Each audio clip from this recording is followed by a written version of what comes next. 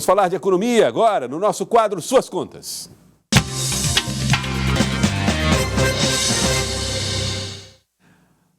Nós vamos falar a respeito de tributos, impostos. Por que se paga tanto? Lídia Brito já está aqui, ela que nos ajuda todas as semanas aqui a fazer as nossas contas. Lídia, seja bem-vinda mais uma vez, Lídia. Mais uma vez, boa tarde, Joelson, para você e a todos que nos acompanham. Onde é que o governo costuma fazer incidir esses impostos? Em que setores, Lídia Brito?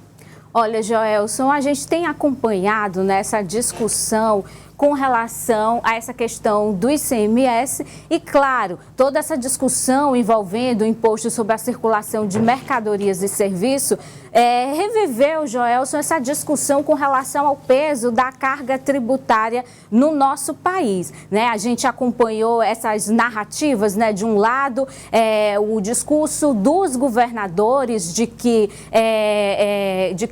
haverá uma perda de arrecadação e isso vai trazer prejuízos para áreas como educação, saúde, segurança pública. Do outro lado, o discurso de quem questiona, né, o peso da carga tributária e principalmente, Joelson, o retorno, né, já que o retorno não é aquele esperado, né? O que se coloca é que o Brasil tem uma alta carga tributária, né? Nós pagamos uma alta carga tributária que chega perto, né, de países desenvolvidos, principalmente de países da Europa, só que na hora do retorno os serviços eles não vêm com a mesma qualidade, né? E essa é a discussão, né, que sempre se faz com relação, Joelson, a essa questão da carga tributária aqui no nosso país. E a gente tem aqui uma tabelinha, Joelson, que dá uma tela aqui que dá ajuda a gente a entender, né, um pouco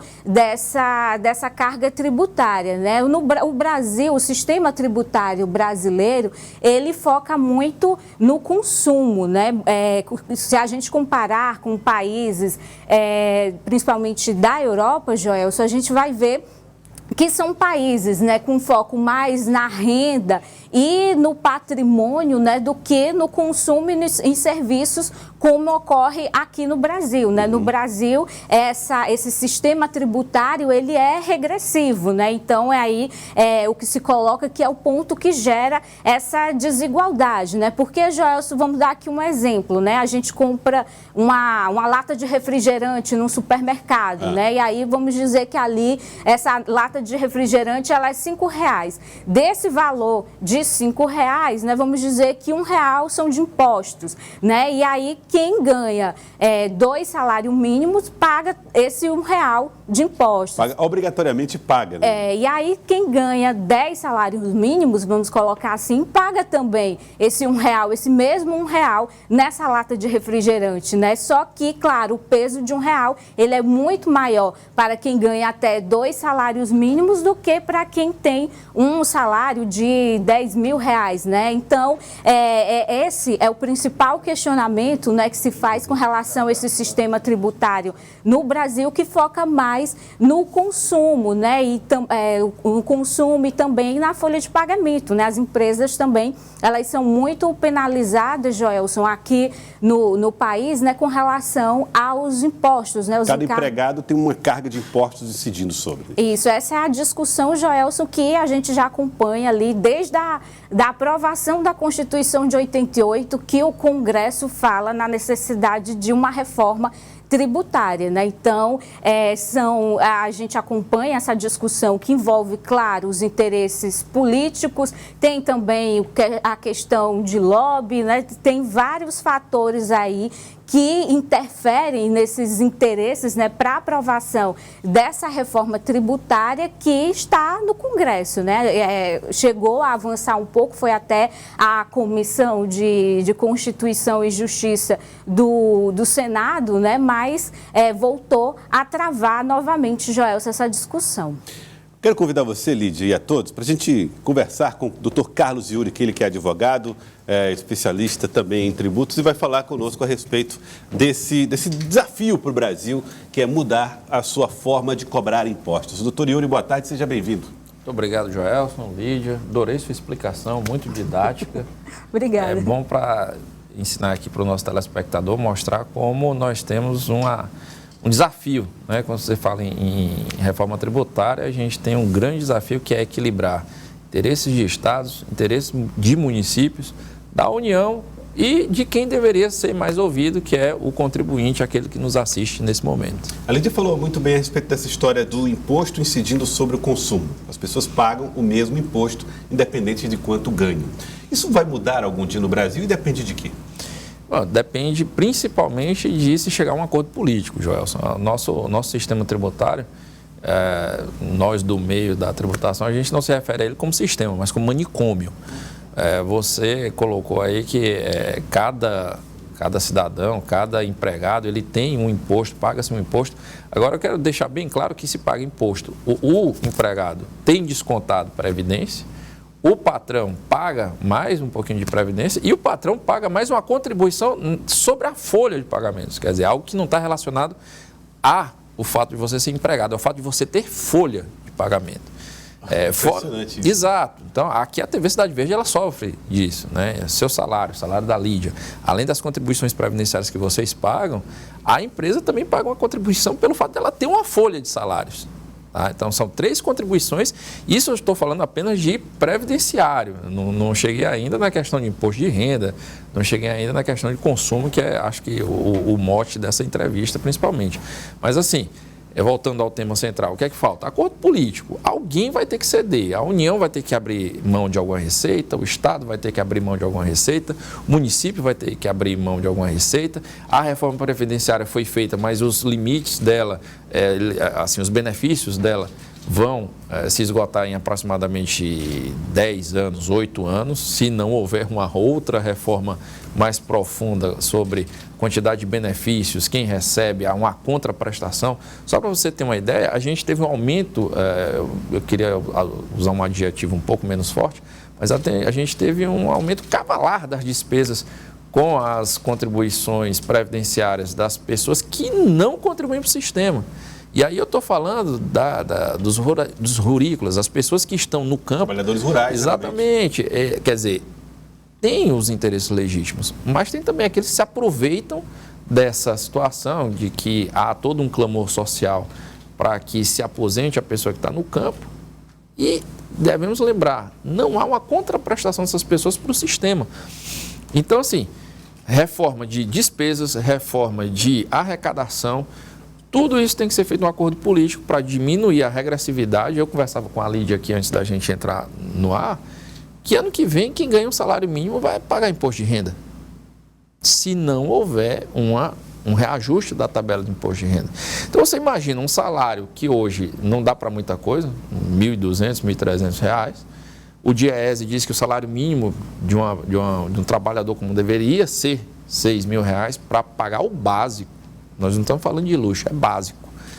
E ano que vem é possível que quem ganhe um salário e meio, eu quero repetir esse número, um salário e meio, possa vir a pagar 7% de imposto de renda. Aí, doutor Yuri, nesse caso da questão do imposto de renda, né, que há muito tempo que não há uma mudança, nessa tabela o senhor fala aí desse ponto, né, que traz o interesse da população, principalmente de baixa renda, entra aí o caso do governo privilegiar mais a sua própria arrecadação do que fazer essa igualdade, né, tributária, podemos falar assim?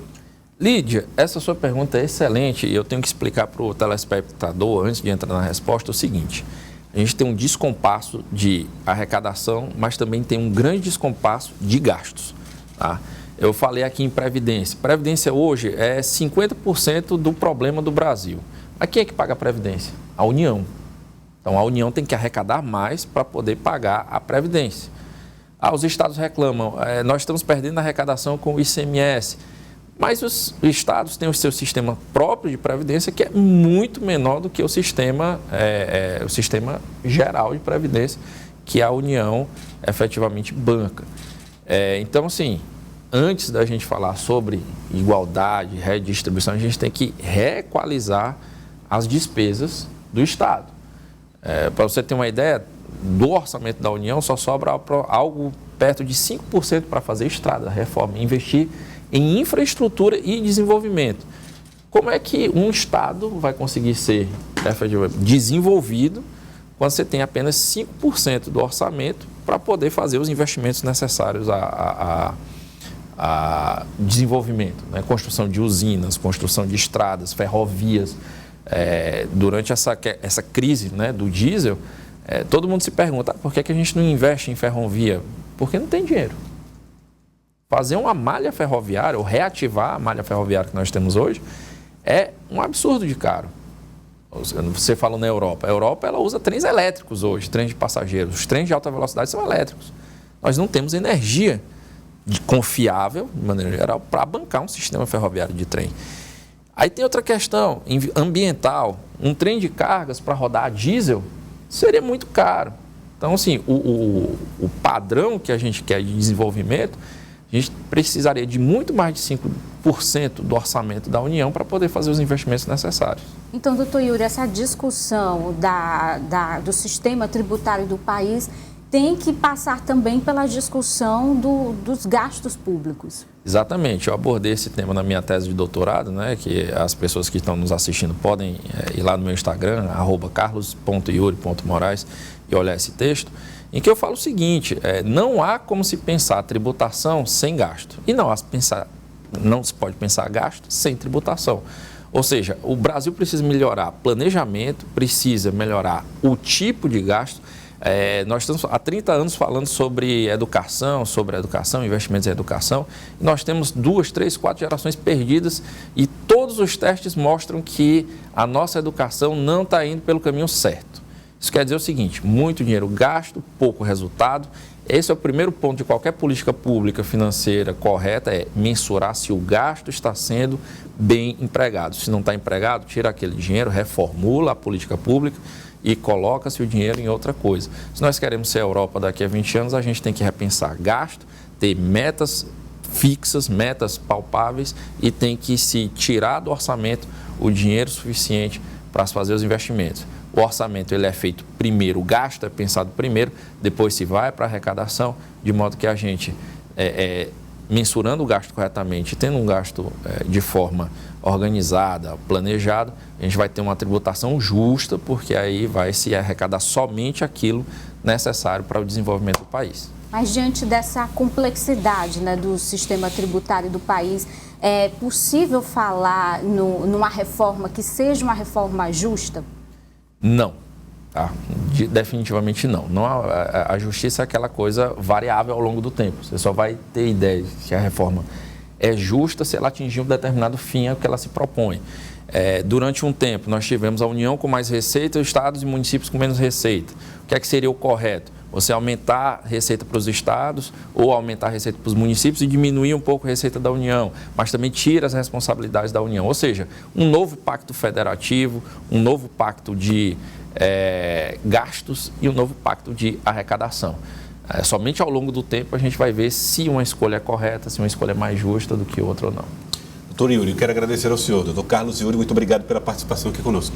Eu agradeço o Joelson, agradeço a Lídia pelo convite, agradeço ao telespectador que se dedicou esses últimos minutos para ouvir um pouco sobre essa matéria complexa e que afeta a todos no dia a dia. Muito obrigado. Afeta a todos.